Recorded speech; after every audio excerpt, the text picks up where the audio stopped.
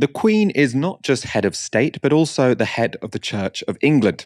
And the man with the most practical power in that institution is the Archbishop of Canterbury, Justin Welby. He has been speaking about the royals in the run-up to the Queen's Platinum Jubilee, and he's made headlines thanks to this exchange with ITV's Tom Bradby. The Christian church is all about forgiveness, as you know, not all about, but it's a sort of... You could say it was pretty central. It was pretty central. And, you know, not very long ago, she walked down the aisle at a service with Prince Andrew on her arm. I think people were very angry about that. There's a sort of question of, you know, does he play any part? Do you think as a nation we need to be forgiving of him, or do we rightfully say, do you know what, we never want to see you in public again? Where should the public sit and where should the monarchy sit on this issue? I think, again, I'm not going to discuss, I don't do sort of pastoral stuff in public, as it were. No, sure, but it is a matter about, I suppose what I'm asking you is, how would you advise the public? You know, he is a member of the royal family. He's done things that people, you know, exactly what he has and hasn't done, but at the very least, who he was publicly seen with is a matter of very grave public anger. How do we respond to that? I think we respond to that in two ways. First of all, someone of 96 at a big public occasion is fully entitled to have one of her children supporting her. You know, that seems a very reasonable thing.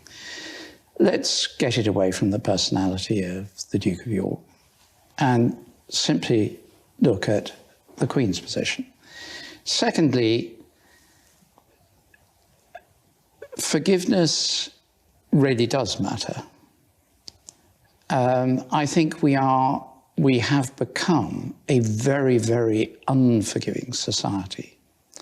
There's a difference between consequences and forgiveness. And again, I'm not going to go into the particular issues here or talk particularly about them, but I think for all of us, one of the ways that we celebrate when we come together is in learning to be a more open and forgiving society. Now, with Prince Andrew, that is a particular case, and I think we all have to step back a bit and wait to see what happens, and he's seeking to make amends, and I think that's a very good thing. But you can't tell people how they're to respond about this, and the issues of the past in the area of abuse are so intensely personal and private for so many people, it's not surprising there's very deep feelings indeed. So what to make of that answer from the most senior person in the Church of England? Well, on the one hand, the Archbishop makes a reasonable point about the Queen. If someone's life partner dies, we shouldn't really begrudge them for who they seek support from, although it is slightly different when it's all on national television. The point about being forgiving is more obviously contentious in this case. He's right that forgiveness is important even for people who've done bad things, but that makes more sense in the case of a friend or a family member. There's little reason the public should accept someone as worthy of power and privilege if they've done something deeply wrong, which Prince Andrew has. There is one part of what Justin Welby said there, though, that is just out and out horseshit. It's that Prince Andrew deserves credit for trying to make amends.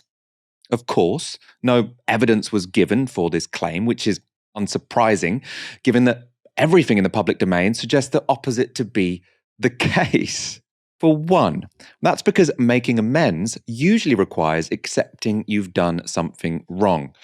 Yet this is how Prince Andrew explained his visit to Jeffrey Epstein's New York mansion after he was convicted for sex offences with minors. It was a convenient place to stay. I've gone through this in my mind so many times. At the end of the day, with the benefit of all the hindsight that one could have, it was definitely the wrong thing to do. But at the time, I felt it was the honourable and right thing to do. And I admit fully that my judgment was probably coloured by my tendency to be too honourable, but that's just the way it is.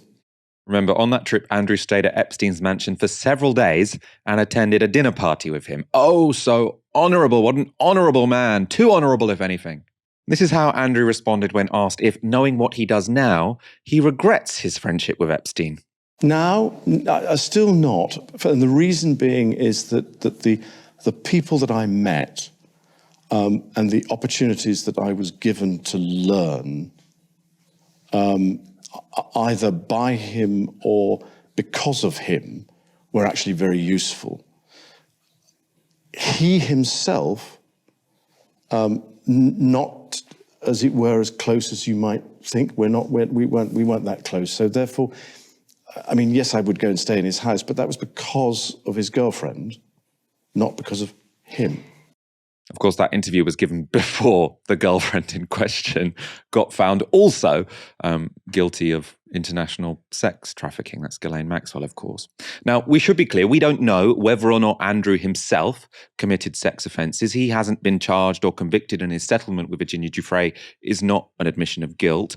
But even knowing that Epstein was a prolific sex offender who used rich and powerful friends to launder his reputation, even knowing that, the rich and powerful Prince Andrew, who you could argue was used, doesn't regret the friendship because it was useful. It was useful to him.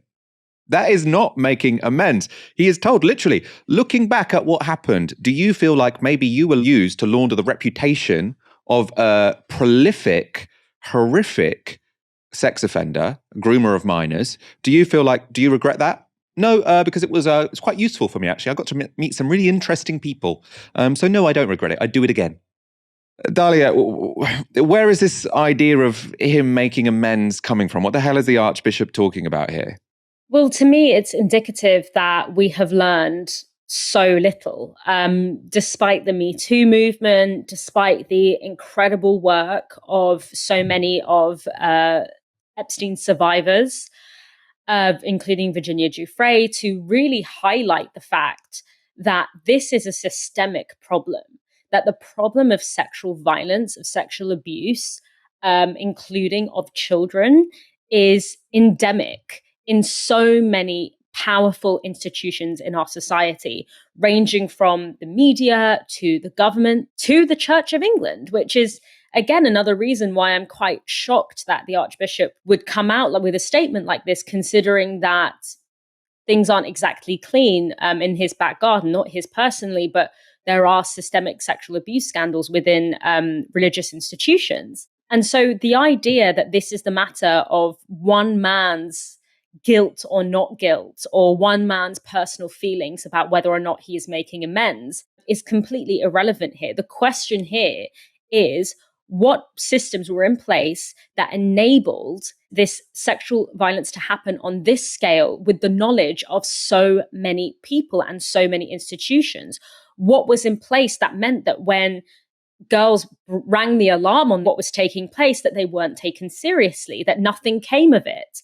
And that goes for Epstein, but it also goes for the BBC, it goes for Hollywood, it goes for all of these different institutions where sexual violence has been shown to be a systemic issue.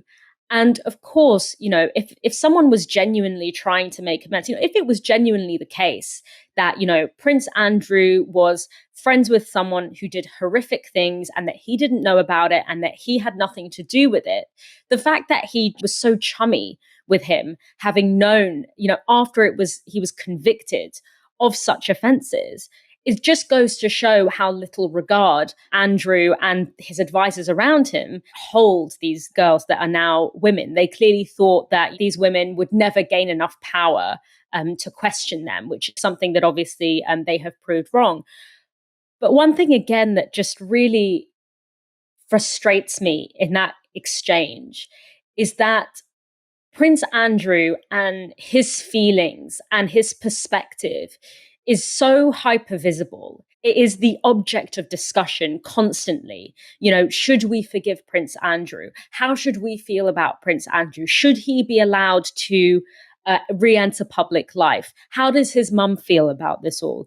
Completely absent within all of that is any conversation about what we as a society owe the girls that were abused, and owe the girls that will continue to be abused if we do not actually take this seriously as a systemic issue. Even when, you know, Prince Andrew in that interview talked about how he was a victim of his own honor. Where is your honor when we're talking about the victims of your so-called friend? The absolute absence of their humanity, both in the eyes of Prince Andrew, but also in the eyes of the Archbishop of Canterbury there, really shows that the kind of logic where these young girls and these children are essentially seen as their needs and their humanity is absent in the face of the desire for power of their abusers. It goes to show that like that attitude has still not shifted. And so we still have so much work to do. But for me, the absence of the humanity and the pain of the victims in that entire exchange, when talking about humility and forgiveness and compassion, is really, really what struck to me. All of us here at Novara Media are working harder than ever to keep scrutinising establishment politicians and the media barons who protect them. We don't have billionaire funders. We don't have advertising partnerships. We're funded entirely by you. If you've ever thought about supporting us, now's the time to go to novaramedia.com/support and donate anything you can from just £1 per month. Defy the corporate media, join our monthly supporters and help build our supporter base to 10,000 strong.